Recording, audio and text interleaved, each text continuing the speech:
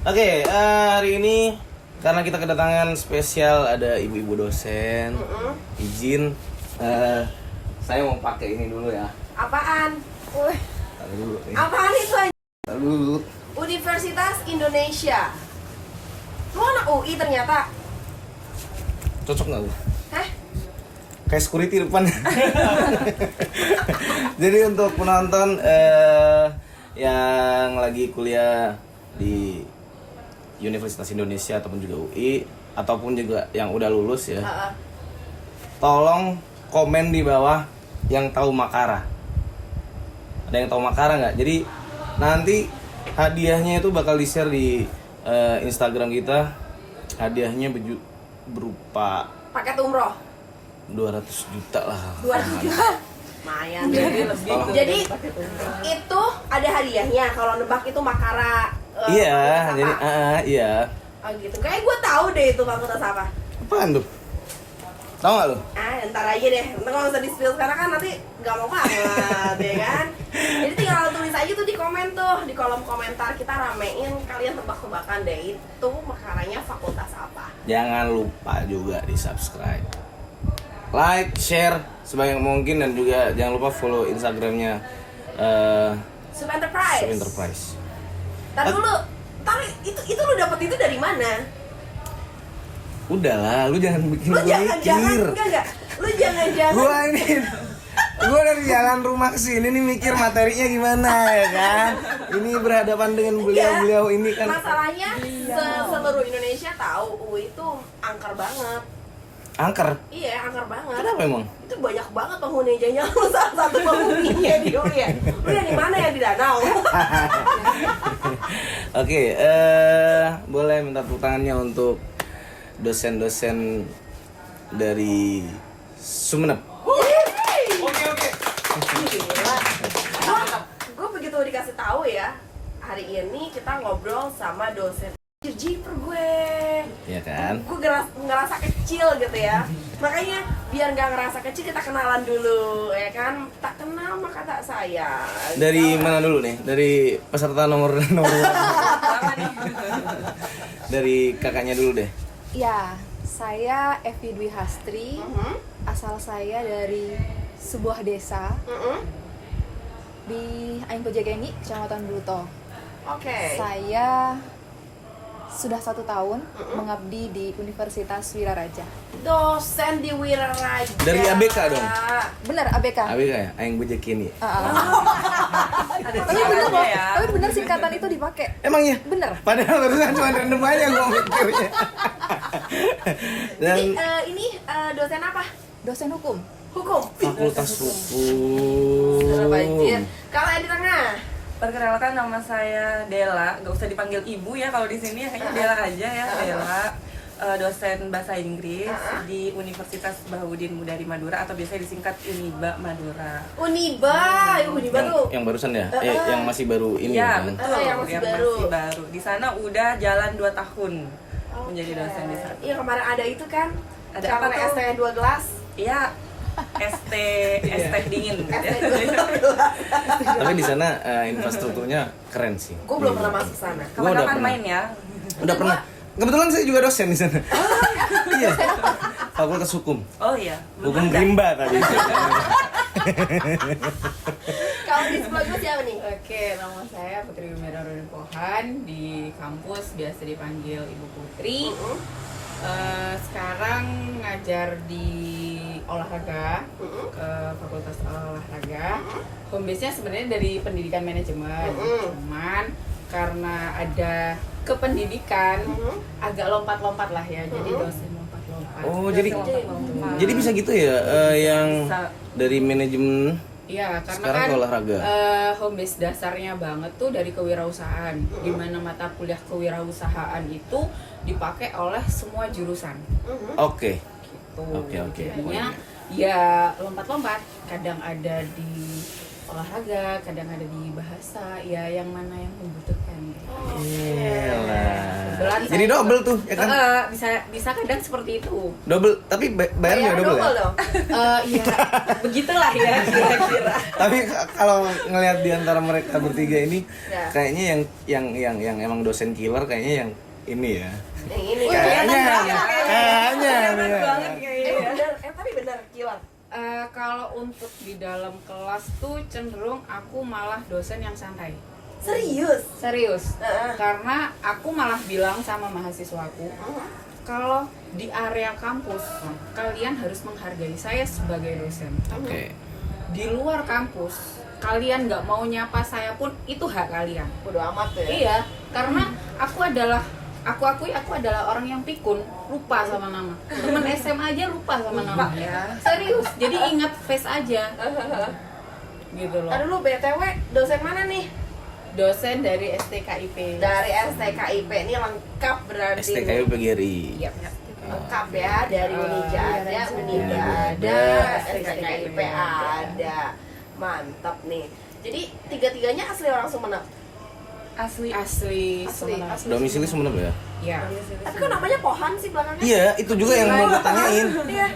Kebetulan ada kombinasi, ada bibit papa. Oh, blasteran. Blasteran. Papa dari Batak, Oke. Sumatera Utara. Horas. Biasanya orang Batak suaranya bagus-bagus aja. Bukan, iya itu Ini juga. Sastra jemek. Bagus juga iya. Kayak apa ya? Kayak bisa dibilang keras gitu ya. Kalau orang-orang Batak juga keras gitu kan. Iya, kebetulan ini Batak sama Madura. Jadinya Bata. Bukan keras lagi, Bata. Anyway, cerita dikit dong kemarin S1 di mana? S2 di mana? Ada yang keluar kota nggak? Keluar kota. Pasti keluar kota sih. Keluar kota Justru juga. kalau saya di sini semua. Di mana S1-nya? S1 Wiraraja, S2 Wiraraja. Wiraraja. Bangga Wiraraja. Sekarang mengabdi di Wiraraja. Mantep bener. Gak bosen emang? Kalau dibilang bosen ya enggak lah. Hah? Kita kan semakin kesini semakin kayak keluarga. Oke. Jadi yang dulu jadi dosen saya sekarang jadi sejawat sama saya. Oh. Udah jitak-jitakin nggak? Udah sampai bro-broan gitu. Iya. Oh, bener sama yang dulu itu dulu dekan saya, sekarang jadi bro-broan sama saya. Kan ada perputaran nih. Kalau misalnya dulu beliau dekan, bisa jadi nanti dekannya saya. Oh gitu. Amin. Kita aminin. Jadi perputaran bisa menjabat sebagai dekan itu biasanya ada jenjang waktu atau jenjang karir yang lama Nggak sih? ada. Jadi yang penting kalau di kampus saya itu harus pernah menjabat struktural dulu, misalnya pernah jadi kaprodi. Nah, Oke. untuk di periode yang akan datang dia bisa mencalonkan diri sebagai dekan. Entah itu sebagai ketua LBH misalnya. Jadi saya juga sekarang sebagai bendahara LBH Universitas Wiraraja. Jadi insya Allah mungkin bisa mencalonkan. Tapi emang ada cita-cita pengen jadi dekan? Enggak. Kenapa bisa Terus saya gitu, pengen kawan? ngejar S3 saya sih sebenarnya. Rencananya pengen kemana? UGM. UGM Gajah itu Mada kan? Jogja ya? Gajah Mada. Jogja ya? Benar. Jogja. Kalau Mbak Dela, S1 di mana kemarin? S1 Bakso Malang, jadi Arema ya. S1-nya di Brawijaya. Dong. Pas banget dong, tadi kan kita ngomongin bola sama dia. Arema ya, Arema. Bakso Malang apanya bakso Solo sih itu? Nah, kebetulan S2-nya Bakso Solo. Nah. Serius? Serius. Sebenarnya kuliah apa belajar bikin bakso? Kulineran sih sebenarnya. Jadi S1-nya di Brawijaya, S2-nya di 11 Maret Surakarta. Jadi pas banget bakso-bakso. Iya. UB, anak UB. Tapi enak mana sih bakso Malang sama bakso Solo? Sama-sama enak kalau dibeliin sih sebenarnya. Kenapa sih? Udah lah, bakso udah ntar dulu deh kalau udah oke. Kenapa jadi bakso sih? Ya kadang kan dia udah pernah hidup di Malang, hidup di Surakarta, mah enak mana enak gitu bakso Malang sama bakso Sama-sama Solo. enak, tergantung sama siapa makannya. Oke, apalagi gratis ya dibeliin, Iya, benar. dibeliin gitu ya. Kak Putri S1 di mana, S2 di mana? S1-nya tetanggaan sama Tetangga. Dela. Kebetulan aku di IKIP Malang, UM. Oke. S2-nya menetap di situ karena sudah berada di fase nyaman, jadi S1, S2 di situ. Oke, jadi kalian bertiga ini masih pada muda-muda, masih apa ya, masih usia belia. masih produktifnya, in your golden age gitu kan ya. Tapi kenapa sih emang nggak capek gitu ya? Sekolah udah oke lah, sekolah kebutuhan, kerjaan juga berkutat lagi di dunia pendidikan. Kenapa? Apa yang jadi trigger untuk oke, gue mau ngajar aja, gue mau jadi dosen aja? Kenapa harus berhubungan dengan akademisi Yes, mulu sih gitu sih? Sebenarnya kalau saya dulu nggak ada cita-cita jadi dosen sih sebenarnya. Dulu justru saya nggak masuk di fakultas hukum, tapi di ekonomi manajemen. Tapi karena abang saya, kakak saya itu bilang, Vi, kalau mau masuk di semua pekerjaan di dunia kerja, masuk hukum aja. Jadi nggak ada aturan, nggak ada dunia kerja itu yang nggak diatur sama peraturan perundang-undangan. Semuanya pasti diatur. Mau masuk ke bank, jadi akhirnya saya tertarik pindah ke hukum. Dan kebetulan alhamdulillahnya saya dapat beasiswa disekolahin. Lanjut sebenarnya boleh ngambil di luar Wiraraja, mau di kampus luar boleh, tapi karena ya keluarga saya nggak ngebolehin saya untuk keluar Sumenep, jadi saya ngambil di Wiraraja. Jadi setelah ini kita kan kontrak nih dan harus jadi dosen. Jadi itu perjalanan karir saya ke dosen. Jadi 2016 lulus S1, 2019 lulus S2 langsung jadi dosen. Oke. Kemudian 2022 NIDN.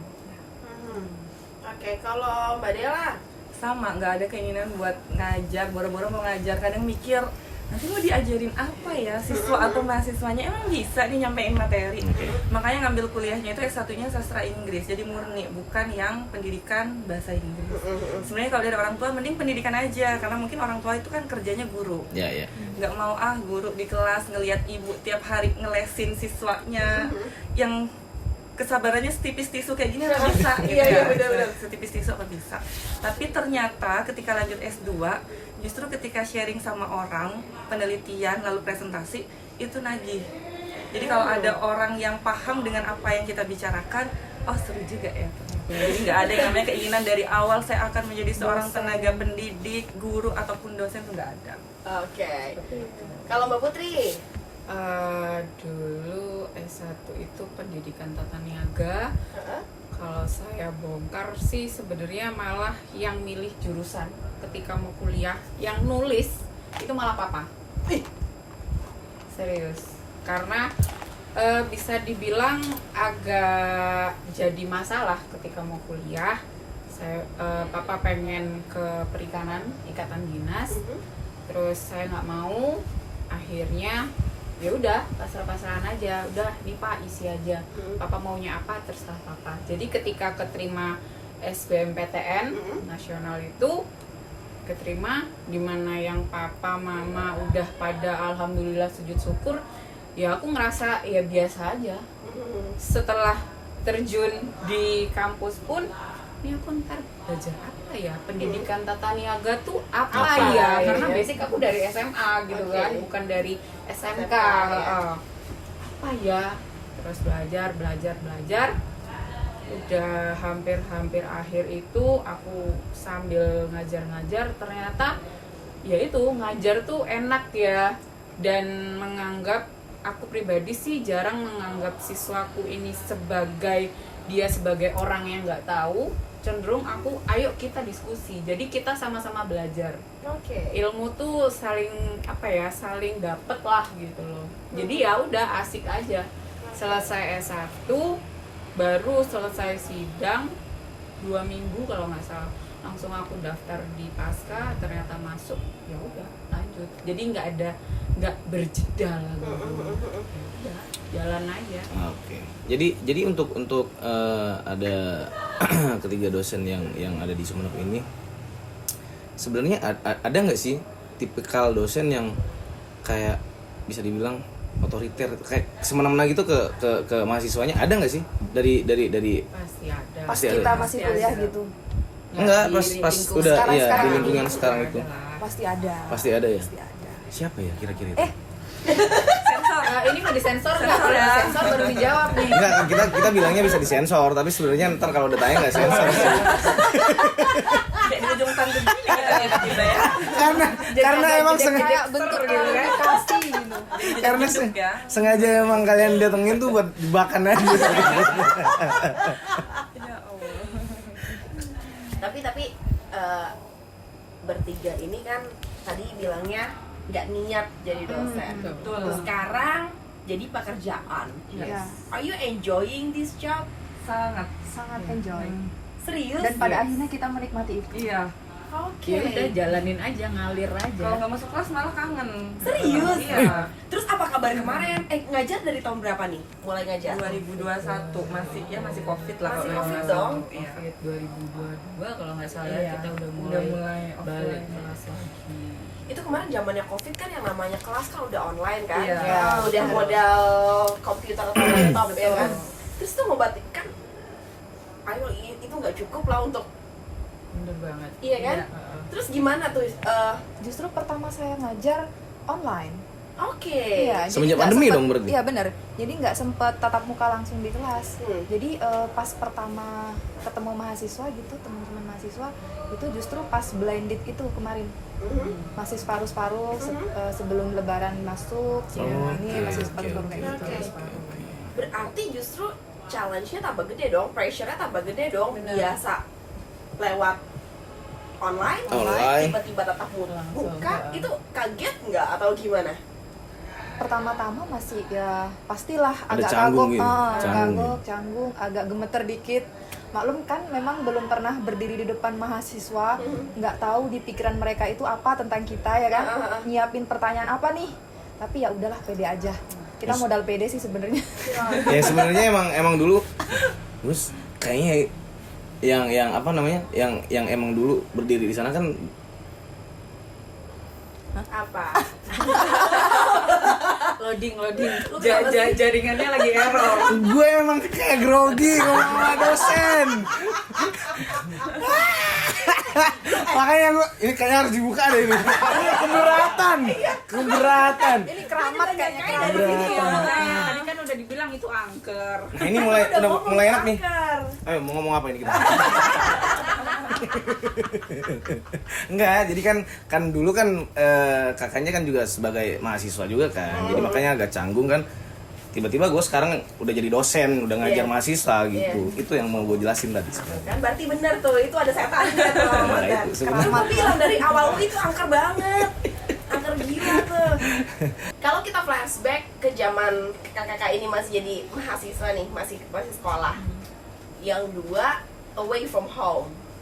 Yang satu tetap di sini. Enak gak sih? Enak mana sih dengan merantau atau yang di sini aja, di rumah aja? Plus minus sih ya. Ada plus minus. Enaknya kalau merantau mungkin lebih bebas ya sebagai anak. Hah? Biasanya kan bukan. Ini konotasinya positif. Positif ya, positif. Maksudnya kan kalau misalnya di rumah di sini berkegiatan di atas jam 9 mungkin orang-orang itu akan ngomongnya ngapain nih perempuan Oh, ini?" oke. gitu. Kalau di sana mau di sekret dulu kalau anak organisasi mau sampai jam 1, 2 malam kita masih tetap Benar, bisa benar. produktif. Dengan pandangan orang-orang yang ada di daerah ya. Stereotipnya kalau misalnya di daerah kan seperti itu.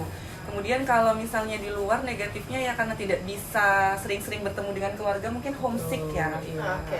Apalagi Itu berasa ya. Berasa. banget. Apalagi kalau lagi nggak ada uang ya. Dan bener-bener sakit. Tanggal Nah, tua, ya. tuh bener-bener berasa tuh. Jadi makin homesick gitu.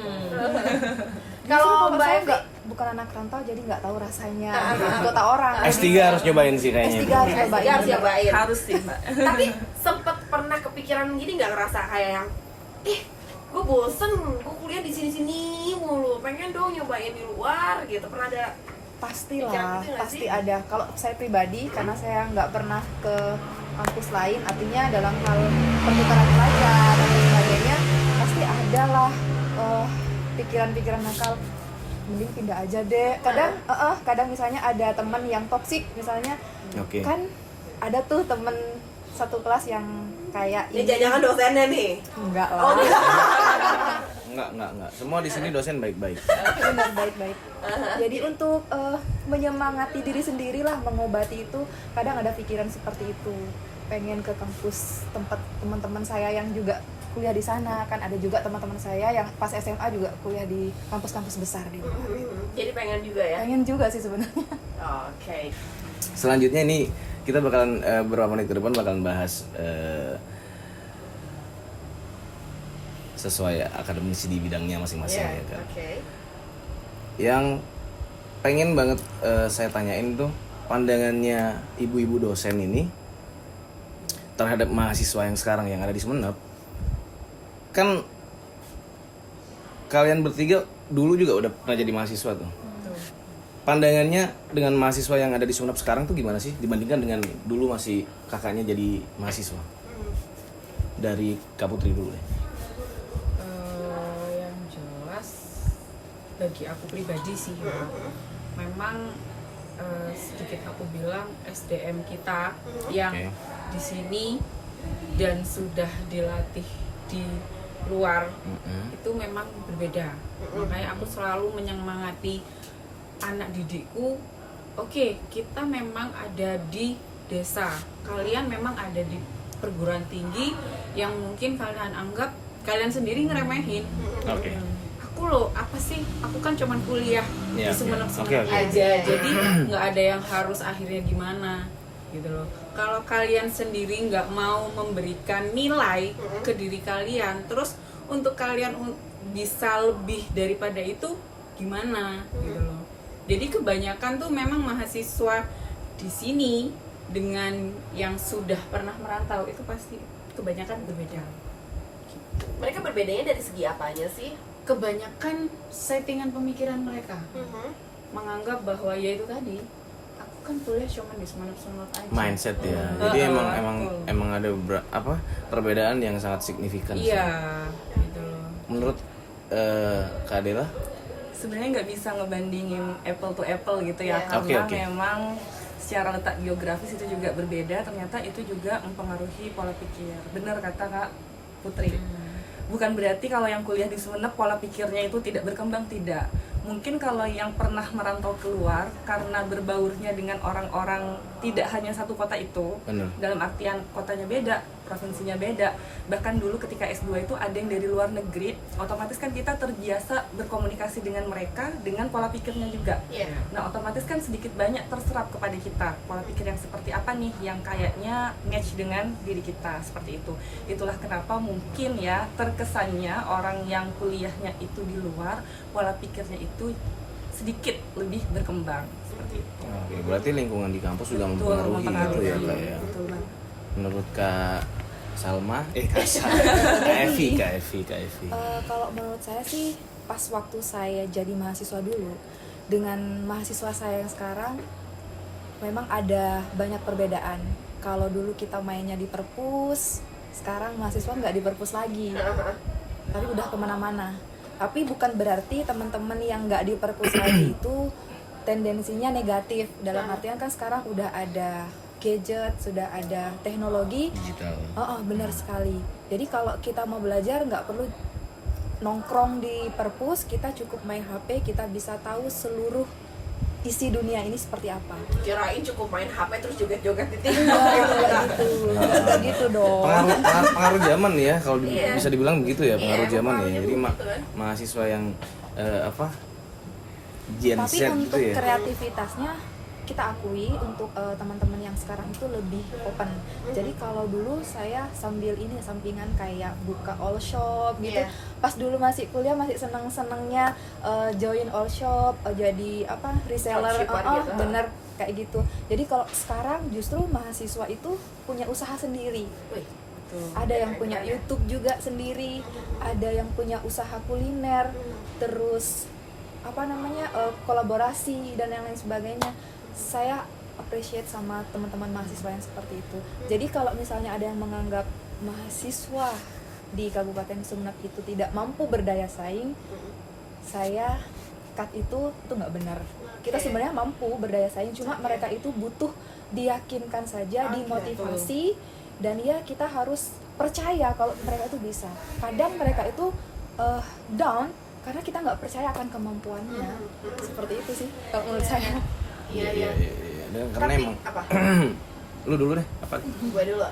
Tapi kalian bertiga kan masih muda-muda gitu ya. Pernah ada nggak sih pengalaman kayak mahasiswa kalian tuh yang underestimate kalian, apaan sih lu juga masih umur nggak Seumuran seberapa gitu ya? jauh sama Iya. gue gitu, kayak nggak dihargain gitu. Pernah nggak sih ada pengalaman Pernah. kayak gitu? Pernah.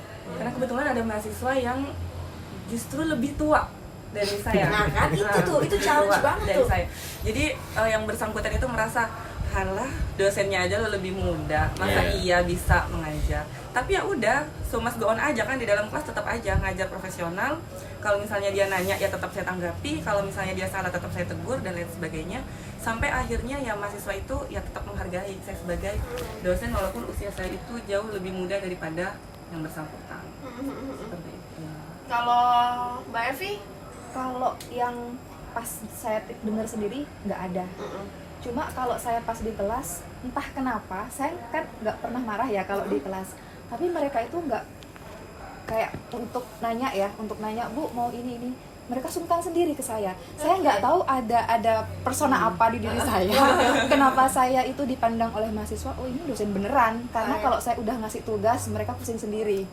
Karena tugas saya tuh banyak. Tugas mandiri, tugas kelompok, hampir di setiap mata kuliah saya setelah saya ngajar itu pasti tugas. Yang begini nih, yang bikin mahasiswa pada kagak depan deh kan? Yang begini. Karismanya beda. Masuk kelas. Iya, pasti gini. Saya Marah-marah sih kagak. Pulang-pulang gue pun ya kan. Jadi saya nggak perlu keluarin tenaga saya main dinilai aja, main cantik aja. Betul, main cantik aja. Udah nggak usah marah-marah ya gitu kan. Kalau Kak Putri gimana? Kalau saya pribadi sih emang kadang ada beberapa mahasiswa yang karena dia ikut kali ya, jadi ngerasa pengetahuannya kadang lebih Bu, tapi kan ya beberapa opini yang saya keluarkan kadang itu jadi debat, bukan diskusi lagi, jadi debat antara mahasiswa dengan dosen gitu loh. Bahkan teman-teman di dalam kelas pun akhirnya menegur dia, Oke. lu udah cukup sampai di sini, karena kamu tuh mahasiswa di depan itu adalah ada yang gitu tuh pasti ada. Terus respon Kak Putri menghadapi orang yang kayak gitu gimana sih? Iya, aku menganggap iya udah, emang udah maunya kamu begitu ya udah silakan. Jadi emang ada beberapa yang emang idealisnya pandangannya tuh emang beda-beda gitu ya. Enggak, emang bebel tau nggak? Jadi nggak, sorry nih ya, kalau gue pribadi ngeliat mereka-mereka yang aktif dalam organisasi dan lain-lain justru malah sedikit skeptis. Karena biasanya tuh yang bebel, iya, yang model-model begitu tuh. Terus yang nggak mau terima masukan dari Pandangan luar, orang. iya. Itu sebenarnya juga jadi tren sih, karena kebanyakan juga mahasiswa tuh yang ikut organisasi ini, gue pengen terlihat keren gitu. Ada juga yang begitu ya, bener ya Kak ya? Betul. Bener ya? Ini ngomong-ngomong gara-gara lu ngomong gitu, yang namanya mahasiswa, motif mereka berkuliah itu macam-macam, ya kan? Ada yang ngikutin tren, ada yang dipaksa sama orang tua, ada yang emang bener-bener nih gue pengen belajar, gue pengen dapetin ilmunya untuk mengamalkan di kehidupan gue sehari-hari, ada yang cuma pengen dapet ijazah doang. Itu kan dengan latar belakang motif mereka yang macem-macem, itu bikin atmosfer yang nggak enak nggak sih di dalam kelas? Iya. Jadi saya itu selain dosen kan juga ketua penerimaan mahasiswa baru. Nah, jadi ketika mereka mendaftar biasanya saya basa-basi nanya, kenapa nih kok kuliah di sini dan lain sebagainya. Sempat ada, ya karena tunangan saya Bu kuliahnya di sini. Jadi saya mau di sini supaya saya tidak jauh-jauh dengan tunangan saya. Oke. Ada. Yang kedua, saya mau kuliah ya soalnya disuruh Bu sama orang tua. Kemarin saya udah kerja nih Bu, toko maracang di Jakarta. Ya, padahal itu sudah gajinya tuh udah 4 juta, 5 juta, kayaknya lebih besar dari dosennya ya gajinya. Terus disuruh kuliah biar dapat katanya ijazah. Soalnya tetangganya ternyata kuliah, jadi ikut-ikutan juga. Jadi karena motifnya itu berbeda-beda, otomatis motivasi mereka belajar ketika di kelas pun itu juga beda. Yes. Kalau yang memang dia kepengennya sendiri untuk kuliah, dia pasti serius banget. Tapi kalau yang tadi karena ikut tunangannya atau pacarnya, jadi ada tuh yang sekelas ya. Jadi kalau pacarnya nggak masuk, dia juga nggak akan masuk. Kayak gitu. Bisa Jadi masa depannya kayaknya ditentukan sama si pacarnya. Makan tuh cinta ya. Bucin banget ya. Yang jelas itu juga ini ya Kak ya, mempengaruhi, maksudnya kayak budaya kompetisi mahasiswa tersebut juga mempengaruhi banget kan kalau begitu kan. Iya. Menurut pandangannya kakak-kakak dosen ini, budaya kompetisi sekarang itu dengan ya mungkin kayak adanya momentum-momentum nasional itu bagaimana sih? Dari siapa dulu nih? Dari ujung mungkin. Kalau budaya kompetisi sih saya melihatnya teman-teman di kampus saya ya cukup proaktif sih, cukup aktif juga. Misalnya mereka ikut kontes-kontes seperti duta-duta. Mereka masih enak dan enjoy di situ. Tapi kadang ada juga sih mahasiswa dari duta-duta itu yang lupa akan kewajibannya untuk di kuliah itu. Jadi kayak tugas kadang nggak ngerjakan. Jadi yang dikejar duta-duta aja kan, Jadi dia lupa. ikut kontes yang seperti itu terus, tapi tetap nilainya itu saya kasih sesuai dengan amal perbuatan. Betul. Jadi kalau melihat katanya mbaknya tadi, katanya motifnya ya yang beda-beda, ada yang pengen dapat ijazah, tuntutan karir dan lain sebagainya. Justru itu yang bikin seru sih di kelas. Jadi kalau misalnya semuanya niat nih, saya juga yang bingung. Justru kalau kayak gitu, ketika saya rekap nilai, bagus nih ada A, B, C, D, E. Gitu ya, bener, jadi variatif gitu ya. Nggak A semuanya. Silakan diminum dulu deh biar nggak tegang, kita biar nggak capek juga ya kan. Silakan ini cemilannya dimakan. Boleh lah diminum dulu kan, biar kita juga tambah ada tenaga ngobrolnya ke depan ini. Karena waktu kita panjang loh Kak. Mungkin kita Sampai sahur ya? enggak sampai jam 9 malam di sini. Oh iya. Kalau dari Kak Putri gimana? Memang untuk kelas ya, terlebih dari akademisnya mahasiswa tuh dengan yang tadi macam-macamnya kakak sebutin, itu ada yang akhirnya mereka ya udahlah yang penting ngerjain aja ya kan. Ada yang aku pengen serius Bu, gimana ya Bu ya, sembahwa ada oke lah kalau tugas individu mungkin kita bisa nilainya individu sendiri. Kalau sembahwa tugas kelompok itu kan menjadi sebuah penghambat ya. Aku niat nggak niat ya kan. bener. Ada kan kebanyakan begitu, jadi agak jadi sebuah konflik lah ya nantinya ketika Bu ini saya ngerjain Bu, yang ini cuman gini doang. Itu tuh agak bikin capek kadang, jadi ya udah tanyain aja maunya gimana. Makanya mendingan kita hapuskan saja deh itu tugas kelompok. Kita nggak ada kerjaan dong kalau dihapus. Karena bener itu maksudnya capek banget gitu ya. Yang satu mikir kadang-kadang ya. Ini a bitter truth gitu ya. Sekelompok isinya 5 orang. Oke. Yang 4 leyeh-leyeh, yang kerja 1. Itu Nah itu saya korbannya tuh. ya kan? Enggak, itulah demokrasi juga ada juga semenjak mahasiswa juga masih kuliah. Ada yang cuma bikin covernya doang. Iya. Ada yang bikin drama doang. Bantu print, bayar doang. sama kayak ketika presentasi ada yang jadi operatornya aja, notulennya aja. Giliran ada yang jawab, kamu aja. Nyodorin. Ini ya, jadi itu salah satu faktor gairahnya mahasiswa untuk berkompetisi itu ya. Jadi emang ada beberapa yang mungkin malas-malasan, mungkin emang kayak Gila lu yang satu babak belur, giliran nilainya jelek aja jadi omong lu sih, ya elah lu tinggal numpang doang beban lu kalau anak main ML gitu beban lu. Kak Evi tipikal yang mana nih dulu? Apa emang jadi apa sih? Saya tulang punggung. Tulang punggung ya. Dalam Tulang punggung kelompok ya. dalam kelompok ya. Sama aja sih. Sama aja. Kayak lebih suka tugas individu soalnya. Iya, saya lebih Ya udah. tugas individu Lebih aja. suka tugas individu aja. Entar dulu, pantesan jadi dosen. Iya. Makanya untuk mahasiswa yang pengen jadi dosen, kalau ada kerja kelompok tuh ya. Jadi tulang punggung. Jadilah tulang punggung kelompok. Tapi ini ya, kalau misalnya kita lihat dari apa sih mahasiswa kita nih, mahasiswa kita, emang kok dosen juga. Mahasiswa kakak-kakak ini nih, ada pengalaman yang unik gak sih selama jadi dosen? Banyak sih. Hah? Apalagi saya kan belum nikah ya. Jadi sering jadi korban-korban speak para mahasiswa Serius? Ah. Bener, Serius. kita senasib. follow Instagram, Kebanyakan Miss seperti Della, itu. Miss apalah segala macam. Kok ketemu misalnya nongkrong, Miss sama siapa Miss? Kalau nggak ada temennya, saya temenin aja. Serius? Iya. Ide. Agak seremnya tuh di situ Seremnya ya. sih gitu ya. Jadi Kak Dela belum berkeluarga, Iya. Kak Evi juga. Juga belum. Kak Putri? Sudah. Sudah ya. Kebetulan ngajar, tapi aku pertama kali ngajar itu kan dulu masih belum nikah.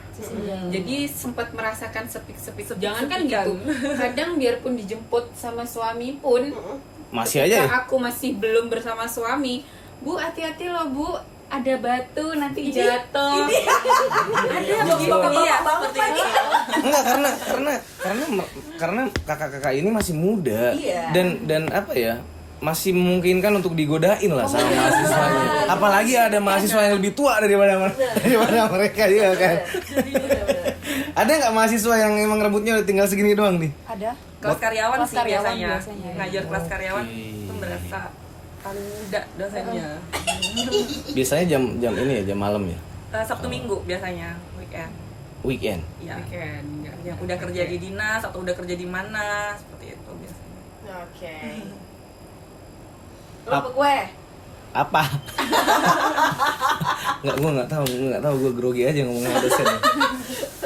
Karena terus terang aja jujur gue nggak pernah jadi mahasiswa. Gue juga nggak pernah jadi Ya mahasiswa. kan, kita itu nggak pernah yang nyentuh namanya itu kampus. Iya, benar. Jadi kita selesai lulus sekolah kerja cari duit. Benar. Oke, ini kita ngomongin mulai ke hal-hal yang serius. Ya. Jalan. Kalau tadi kan santai nih, tapi nggak apa-apa. Kalau kita lihat tadi dari awal udah sempat dibahas ya, anak-anak daerah ini ngerasa kecil, ngerasa gue tidak kompeten dan lain-lain. Kalau kita lihat kampus-kampus di Sumeneb, gak usah kita bandingin se-Indonesia deh, Madura aja, kita main Madura aja. Positioningnya di mana sih kampus-kampus di Sumeneb ini? Apakah sebetulnya kampus-kampus kita ini bagus-bagus, kualitas pendidikannya bagus-bagus, tapi karena karena orang lokalnya merasa kecil, jadi akhirnya kelihatannya juga kecil. Sebenarnya kalau dari bidang akademis dan lain-lain, posisi kampus-kampus di Sumeneb untuk di Madura nih di mana sih posisinya? Sebenarnya nggak kalah sih. Kayaknya ini ya apa? Kita tunggu jawaban amannya deh. Ditonton sama pimpinan Iya, ya kan. Iya, maaf Pak Rektor. Sebelumnya ini ya, bapak-bapak pimpinan. Takut semua ternyata. Kita di sini diinterogasi di dalam ruangan, kita keluar nggak tahu bagaimana. Jadi pilihannya ada dua. GPS nyala tapi? Hah? GPS nyala. Alhamdulillah mati. Ntar lampiaskan sama mahasiswanya aja sih. Dari siapa dulu nih? Kak Evi deh. Iya. Positioningnya sih kalau menurut saya kita masih mampu sih berdaya bersaing dengan kampus-kampus besar. Nggak usah jauh-jauh, misalnya nih saya dengan sejawat saya, ada juga sejawat saya itu yang dari UGM, dari UB, tapi saya mampu bersaing dengan mereka. Justru saya dapat hibah dan beliau tidak dapat hibah. Jadi saya ngerasa seharusnya anak-anak didik saya itu bisa juga nih bersaing dengan teman-teman di luar kayak di kampus-kampus besar, di UB, di UI bahkan.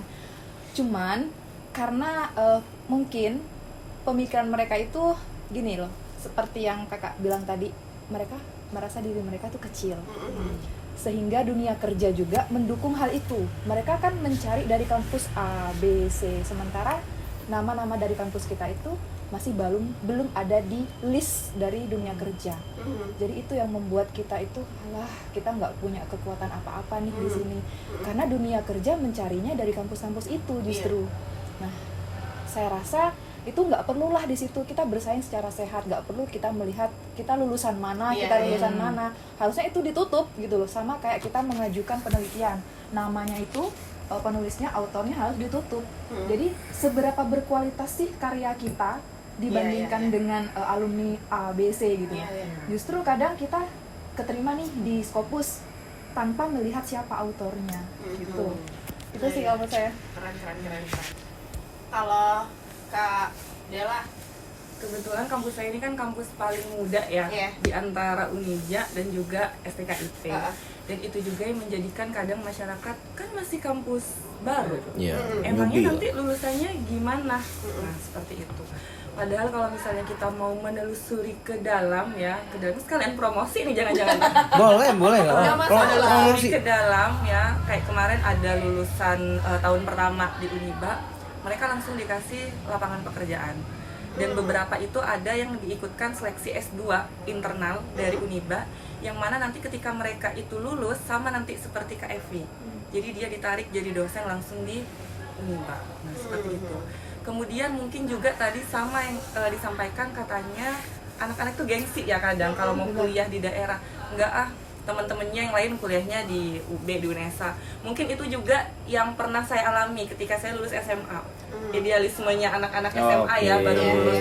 Yang lain itu kan keluar ya, apalagi dulu dari SMA 1 katanya. Masa SMA 1 kuliahnya di Sumenep? Oh, benar. Kayak gitu. Benar. Jadi ada stereotip seperti itu, akhirnya terbentuklah orang-orang enggak di Sumenep aja. Padahal ternyata setelah saya bekerja di kampus di Sumenep, ternyata sama loh, kita juga mampu. Mahasiswanya juga nggak kalah pinter-pinternya, aktifnya, kreatifnya itu sama sebenarnya. Cuman mereka itu ya sama kayak tadi, butuh didukung, butuh juga wadahnya untuk mereka bisa mengeksplor dirinya. Jadi effortnya yang di daerah Sumenep ini emang lebih gede ya Kak ya? Dibandingkan dengan Betul. di Kalau yang kota lain kan Bandung. udah punya nama lah ya istilahnya, seperti Iya, iya. itu. Kak Putri gimana? Kalau dari tempatku tuh cenderung karena mungkin di tempat Evi ini kan kebanyakan dari Sumenepnya mahasiswanya, anggaplah Sumenep kota ya Kota. gampangnya. Kalau yang ini masih baru, Iya. jadi orang yang mau masuk agak masih pikir-pikir. Iya. Kalau di tempatku itu kebanyakan mahasiswa itu dari pulau. Oke. Jadi dari Sumenep yang kita udah anggap kota kecil, kita Tambah masih lagi nyebrang tantangannya. lagi ya, Oke. pulau. Kalau nggak salah tuh ada namanya Pulau Kangean, Iya. Pulau Sepekan, di mana mereka ya itu tadi berpikirnya yang penting aku dapat ijazah. Oke. Bahkan ketika mereka udah mungkin dari dalam hatinya berpikir gemes nih, ngapain sih kuliah, mending cari duit. Kadang kebanyakan mahasiswa di pertengahan itu tiba-tiba hilang Oke. gitu Nggak loh. sayang duit apa ya? Sayang Udah duit nih, bohong. malah udah. Iya, gitu loh. Jadi itu juga sebuah tantangan ya bagi kita gitu kan. Gimana yang sekiranya akhirnya mereka yang udah tinggal segini gitu kan bisa terus sampai akhir, dan sebenarnya yang lepas pun bukan berarti mereka sebenarnya tidak kuat dalam akademis. Sebenarnya Oke. mereka oke gitu loh. Cuman ya itu tadi pemikiran mereka tuh sudah beda gitu loh. Jadi untuk yang akhirnya mahasiswa yang benar-benar mau belajar dengan benar-benar niat, tidak hanya mendapatkan ijazah, itu memang perbandingannya itu kelihatan. Yang sebenarnya mereka kalau kita olah kembali itu bisa gitu loh. Makanya aku selalu motivasi ke mahasiswa, ayo jangan kita lihat karena kita dari Sumenep, tapi kita lihat diri kita. Iya. Malah kalau bisa kita buktikan keluar, nih loh aku produk dari Sumenep, bisa kok juga bersaing sama kalian-kalian Iya. di PTN mungkin gitu loh. Tapi ini fun fact ya, Ya. di kampungku anak-anak Madura apalagi Sumenep malah diseremin loh di daerah sana. Disegani gitu. Iya. Bisa. Jadi ketika teman-teman tahu, lu pindah kemana Mon? Gue pindah ke Sumenep. Orang Sumenep pinter gila, serius. Jadi ada beberapa teman yang di kampung tuh mereka yang bilang, gue serem kalau udah adep-adepan sama orang Sumenep tuh gila, Emang gitu? otaknya nggak wajar, sumpah. Gue baru tahu bilang gitu. Serius. Lu ngeriset di mana itu? Ini bukan ngeriset, ini pengalaman pribadi. Oke. Jadi ngebahas promosi tadi sedikit, bolehlah sedikit promosi. Apa sih yang harus kampus lakukan biar mahasiswa itu tertarik kuliah di kampusnya masing-masing lah. Iya, Dengan oke lah, anggaplah kita ambil beberapa contoh kayak dulu tuh Malang bukan kota pendidikan toh. Dan sekarang akhirnya jadi kota pendidikan kan. Kan ada di Indo itu ada 5 atau 7. 5 atau 7 sih sebenarnya kota pendidikan. Kota pendidikan tuh. Jauh banget ya tuh 5. Ada Jakarta, Surabaya, Depok, Jogja, Malang. Biar juga ada di Sumenep ini juga bisa kita ambil yang kayak di Malang lah. Biar di Sumenep bisa juga jadi kayak Malang. Anggaplah wisatanya kalau di Malang kan begitu kan. Apa sih yang harus kampus lakukan? Minimal biar anak-anak muda di Sumenep kalau kuliah nggak usah jauh-jauh. Iya. Di sini aja kita qualified kok gitu loh. Sebenarnya kalau menurut saya ya, kan goalsnya nantinya mereka kan sebenarnya pengen cari duit sebenarnya. Jadi kalau menurut saya kita kolaborasi nih, kerjasama sama alumni yang sudah menjadi pengguna lulusan. Misalnya nih ada yang jadi direktur BPRS. Nah direktur BPRS kita kerjasama, kita MOU misalnya. Atau dengan MOU itu kita menyediakan beasiswa. Selain ya ini di luar mutu pendidikan, tapi kan gimana caranya kita menerima mahasiswa baru, khususnya teman-teman di Kabupaten Sumenep agar masuk di kampus kita. Kita kan juga harus punya strategi itu. Jadi kalau menurut saya kita MOU dengan alumni kita, pengguna lulusan. Jadi semakin banyak dunia kerja, dunia usaha dan dunia industri di Kabupaten Sumenep menggunakan lulusan dari Universitas Wiraraja, maka orang-orang akan semakin percaya bahwa kuliah di Wiraraja itu pada akhirnya akan menjadi orang, bukan jadi pengangguran. Gitu. Oke. Jadi yang belum terlaksana juga itu sih sebenarnya Kak. Sampai detik ini Sampai kan. detik ini kalau menurut saya sih kampus-kampus di daerah PR-nya itu adalah lulusan ini mau digimanain. Sementara badan akreditasi itu gak hanya melihat dari jumlah mahasiswa yang masuk, tapi juga melihat mahasiswa yang lulus itu apakah sudah bekerja atau tidak. Itu di tracking. Karena itu masuk di penilaian akreditasi juga sih. Ide yang sangat brilian tuh sih sebenarnya. Iya. Yang di atas tolong ini ditonton ya. Orang-orang atas tolong tonton lah ini ya kan.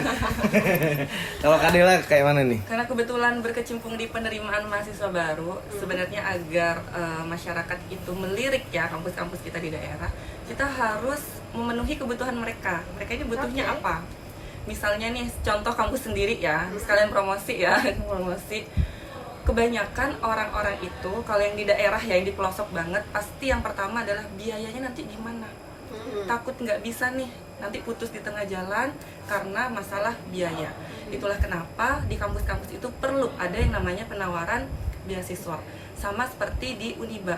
Jadi di angkatan 2022, angkatan 2021 itu free UKT sampai lulus selama 4 tahun 8 semester, asalkan mereka itu IPK-nya minimal 3,00.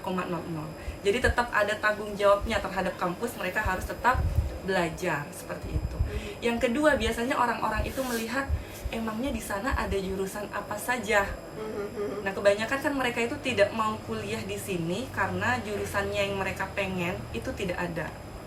Yang ketiga baru biasanya ngelihat fasilitasnya gimana, perkembangannya dan lain sebagainya, seperti itu. Jadi kita penuhi dulu. Dan kebetulan lagi kalau di Uniba itu memang sudah melakukan banyak MOU dengan berbagai macam pihak. Itulah kenapa tadi saya katakan lulusan yang tahun kemarin, yang satu periode itu mereka langsung disediakan lapangan pekerjaan. Seperti itu. Kak Dela ini unik ya. Dia bisa juga jadi dosen, bisa juga jadi marketing ya. Karena penerimaan mahasiswa baru ya, jadi tersulit sedikit. Mohon maaf Pak Rektor, tolong ditambah ya. Kak Putri gimana Kak Putri? Mungkin hampir sama Kak Dela juga karena sebelumnya saya juga pernah berkecimpung di PMB, penerimaan mahasiswa baru. Kebetulan saya juga terjun sendiri untuk datang ke sekolah-sekolah. Terus otomatis kan kita juga tanya nih, kalau ada beberapa siswa, karena SMA ya, aku bilang siswa, dia nggak mau ngisi, ya nggak mau daftar lah gampangnya ya. Terus aku tanya, kenapa? Memang kendala utama itu adalah uang, gitu loh. Jadi kalau kita di pihak pendidikan lah ya gampangnya, kalau kita masih belum bisa membantu gampangnya, itu motivasi dari diri mereka sendiri untuk meyakinkan orang tuanya. Aku pengen, sebenarnya mereka pengen sekolah, saya pengen Bu sebenarnya kuliah, cuman saya dari keluarga yang nggak mampu. Jadi saya takut nanti biaya pendaftarannya berapa, terus uang kuliahnya berapa. Memang di kampus itu ada yang namanya beasiswa, KIP dan lain sebagainya. Nah, cuman kan kita nggak bisa terus-menerus mengandalkan itu karena kebetulan juga sosialisasi dari beasiswa itu kan tidak semua masyarakat tahu ya, gitu loh. Jadi dari kendala-kendala itu kalau bisa lebih di floor lagi ke masyarakat. Kalau aku sih lebih cenderung berpikir ke orang-orang yang lemah dulu ya, karena kebanyakan dari orang Sumenep ini kalau sudah merasa mampu agak jarang yang akan tetap di Sumenep. Mereka cenderung pasti udah lempar keluar. Kamu harus punya pengalaman di luar Madura dulu, gitu loh. Jadi kalau yang untuk masyarakat kecil ini mereka pengen sekolah, ya itu tadi gimana dari ekonominya mereka. Dan ketika mereka sudah di sekolah pun nantinya kan ada ketertarikan seperti yang Mbak Evi sampaikan, aku kalau lulus dari situ mau jadi apa, kan? Kebetulan karena home base di kampusku adalah kependidikan, memang kebanyakan dari mahasiswaku tuh, kamu ngambil guru emang pengen atau asal coba-coba, asal nyemplung lah gitu kan? Enggak Bu, kebetulan saya juga sudah dijanjikan sama guru di SMA kalau sudah lulus nanti aku bisa membantu mengajar di tempat-tempat mereka gitu. Jadi gampangnya ya relasi lah ya. Gitu. Karena nggak tahu besok juga bakal diingkari sama gurunya yang udah dijanjiin. Dan pertanyaan terakhir deh ya kan, karena kita udah mungkin ada 1 jam lebih lah ya. Udah kasihkan banget ya. Pertanyaan terakhir, karena kemarin tuh siapa sih? Dor. Apa? Lu udah yang nanya deh. Sekarang ini kan ada yang namanya EBKM, ya kan? Universitas Terbuka. Ya kan? Bener nggak sih universitas terbuka kan? Merdeka. Kampus Merdeka. Kampus Merdeka. Iya, maaf ya. Beda lagi. Bilang dulu diperbaiki dulu. Iya. Oke, sekarang udah ada yang namanya UMKM. Kenapa jadi UMKM? Jadi sebenarnya kan ini kan kayak apa ya? Kayak ngebuka jalan buat mahasiswa. Kalau misalnya mereka mau nyoba jurusan lain dan lain-lain itu kan bisa kan? Mau ke kampus manapun ya kan?